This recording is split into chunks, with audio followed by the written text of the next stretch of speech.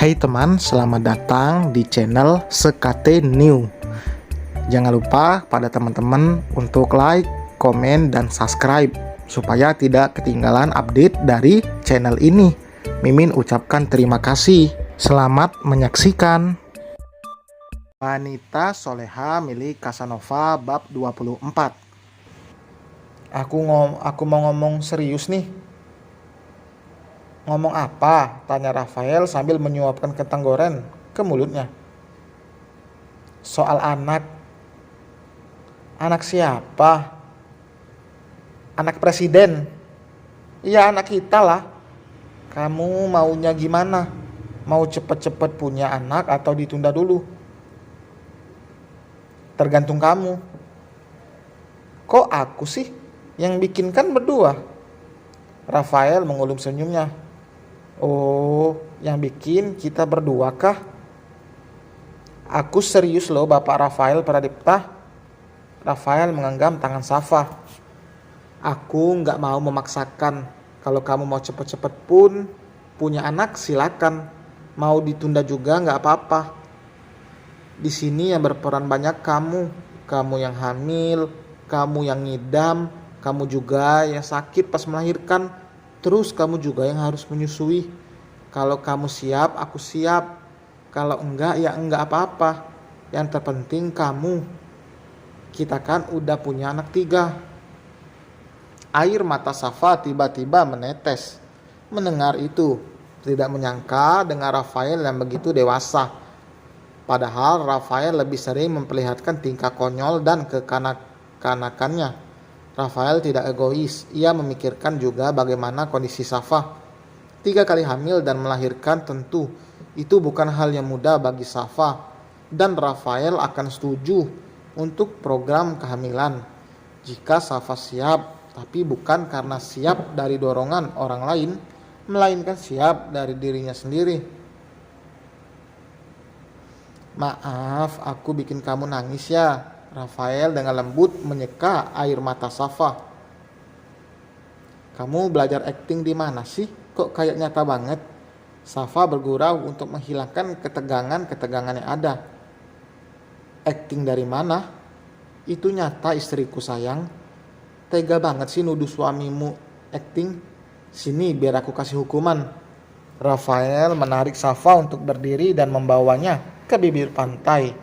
Sebelum menggendongnya dan membawa Safa lebih jauh lagi dari pinggir pantai. Air itu bahkan sudah sebatas perut Rafael dan semakin tinggi saat ia kembali melangkah. Udah, balik lagi. Ini dalam tahu, airnya aja sebatas dada kamu, apalagi di aku, ujar Safa yang tubuhnya kini sudah basah terkena air. Mau nyoba turun? Gak mau. Safa semakin mengeratkan tangannya memeluk leher Rafael. Ia tidak berani jika di pantai seperti ini karena takut tiba-tiba terseret ombak. Saat bermain di pantai, Safa hanya berani di pinggirannya saja. Tubuh Rafael sedikit demi sedikit dibungkukkan, membuat Safa menjerit kaget. Gak mau, ayo cepetan balik lagi. Rafael terkekeh. Ngomongnya yang bener dong, baru nanti kita balik. Bener gimana? Aku udah ngomong bener kok, minta balik ke sana. Siapa suruh juga gendong-gendong aku ke sini? Jadi mau dilepas nih? Jangan. Coba bilang dulu, suamiku tersayang, yang paling tampan dan baik hati.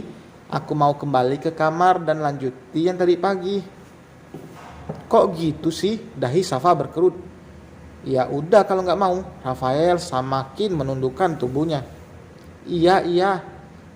Suamiku tersayang yang paling tampan dan baik hati. Aku mau kembali ke kamar dan lanjutin tadi pagi. Udah, puas.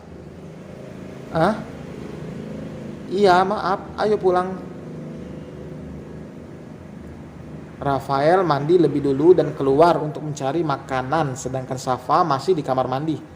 Tidak ingin istrinya kelelahan dan keluar malam-malam, Rafael berinisiatif untuk membawa makanan malam ke dalam kamar saja. Lagi pula cuaca juga tiba-tiba berubah. Langit mendung dan mulai turun rintik-rintik hujan. Belakangan ini cuaca memang sedang kurang bagus karena sering turun hujan. Meski bukan hujan deras, tapi tetap saja efeknya akan terasa dingin. Namun bagi pengantin baru tidak perlu pusing mencari cara untuk menghangatkan diri. Pintu kamar mandi terbuka. Tidak ada Rafael di sana, membuat Safa dengan cepat keluar. Tubuhnya hanya tertutupi oleh handuk sebatas dada dan paha. Ia berjalan menuju koper dan membukanya. Mata Safa menggeliat kaget melihat isi di dalamnya. Umi, Safa mendesah saat melihat isi dalam kopernya tidak sama dengan apa yang tadi pagi disiapkannya. Meski sudah hati-hati, namun tetap saja Alika lebih cerdik. Memang dasar ibu satu ini selalu membuat anaknya merana, namun menantunya bahagia. Isi dalam koper itu hampir semua baju dinas malam.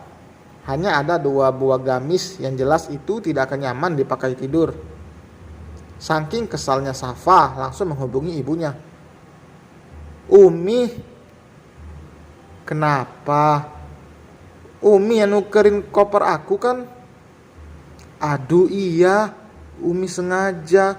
Maaf ya, jawabnya dari ujung telepon sambil tertawa geli. Aku pakai baju tidur apa, Mi?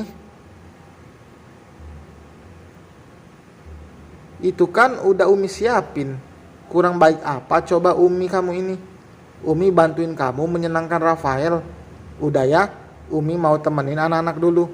Sambungan telepon terputus. Bahkan sebelum Hana sempat bicara lagi. Masa iya gue harus pakai baju haram itu sih? Tapi kan yang lihatnya udah halal. Gerutu Safa sambil menatap nanar isi koper miliknya. Tidak ada pilihan lain. Tidak mungkin ia memakai gamis untuk tidur, karena itu akan dipakai untuk besok dan juga lusa saat nanti mereka pulang. Sebelum Rafael datang, Safa cepat-cepat memakai baju itu. Ia memilih yang lebih tertutup, meski sebenarnya tidak ada karena hampir semua sama. Safa langsung bergulung di bawah selimut. Jika sampai Rafael melihatnya, Safa tidak ingin lelaki itu berpikir jika ia ingin menggodanya. Padahal tidak masalah, karena memang mereka sudah suami istri. Safa hanya belum percaya diri saja, makanya ia seperti itu. Lama-kelamaan ia akan terbiasa. Kebetulan juga di luar hujan mulai deras, jadi Safa memiliki alasan kenapa ia bergulung dengan selimut. Tidak lama Rafael kembali sambil membawa makanan.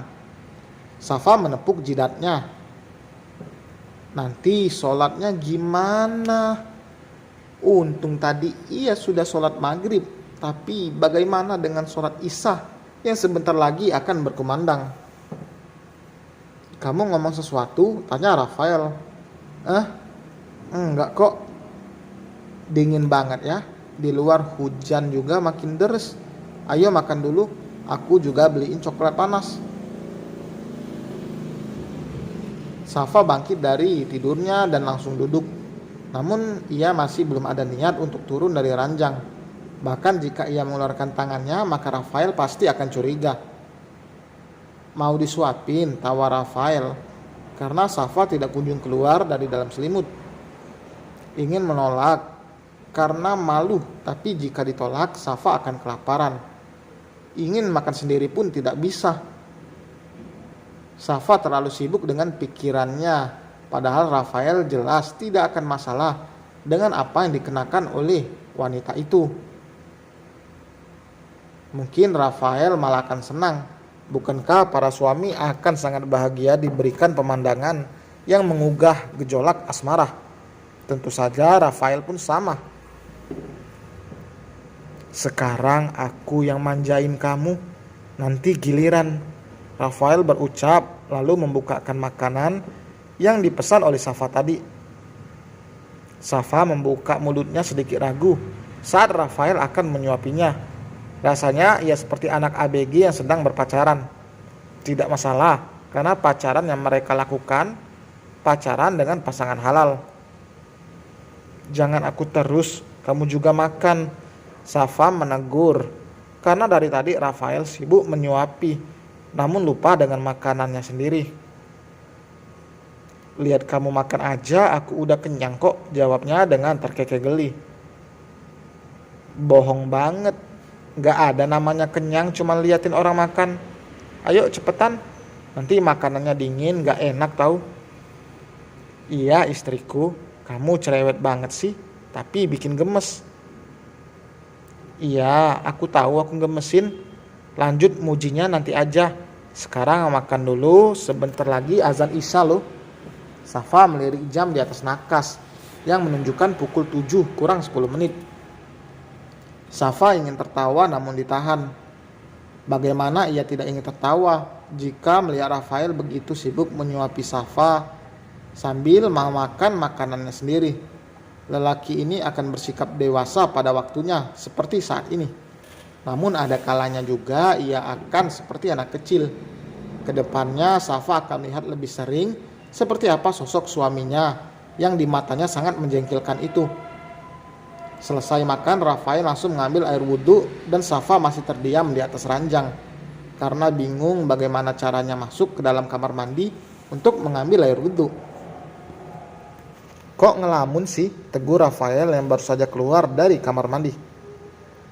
Enggak kok, giliran kamu ambil air wudhu. Safa mengangguk lalu sebelah kakinya turun dari ranjang. Tapi kedua tangannya tetap memegang erat selimut dari dalam. Rafael yang melihat Safa tentu saja bertanya-tanya karena istrinya masih mengenakan selimut saat akan masuk ke kamar mandi.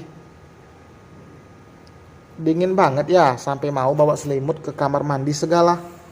Safa diam. Jika ia mengatakan iya berarti dirinya berbohong. Ini baru saja awal pernikahan, Safa tidak mungkin melakukan kebohongan. Meskipun itu hanya kebohongan kecil saja. Kenapa diam? Rafael kembali buka suara. Ia memperhatikan wajah Safa. Namun jika dilihat dari raut wajahnya, Safa tidak seperti orang yang kedinginan. Karena Rafael juga merasakan udara yang sama. Tapi tidak dingin yang sampai harus bergulung di dalam selimut. Bahkan saat akan masuk ke kamar mandi. Aku wudhu dulu. Tanpa menjawab, Safa berjalan melewati Rafael, namun dengan jahilnya, Rafael malah menginjak ujung selimut dan menariknya dengan cepat, tanpa bisa dicegah. Selimut putih itu kini tergeletak di lantai. Tindakan Rafael jelas membuat Safa kaget sampai ia masih tetap mematung dengan baju tidur super mini dan tipis yang hanya menutupi bagian dada sampai setengah paha saja. Rafael bahkan sampai tidak berkedip dan menahan ludahnya. Melihat istrinya yang begitu seksi dan mempersona. Ini pertama kalinya Rafael melihat Safa seseksi ini. Karena saat malam pertama mereka melakukannya dengan keadaan lampu yang dimatikan atas permintaan Safa. Dan selesai teman, terima kasih telah mendengarkan. Jangan lupa like, komen, dan subscribe. Sampai berjumpa di bab berikutnya. Bye.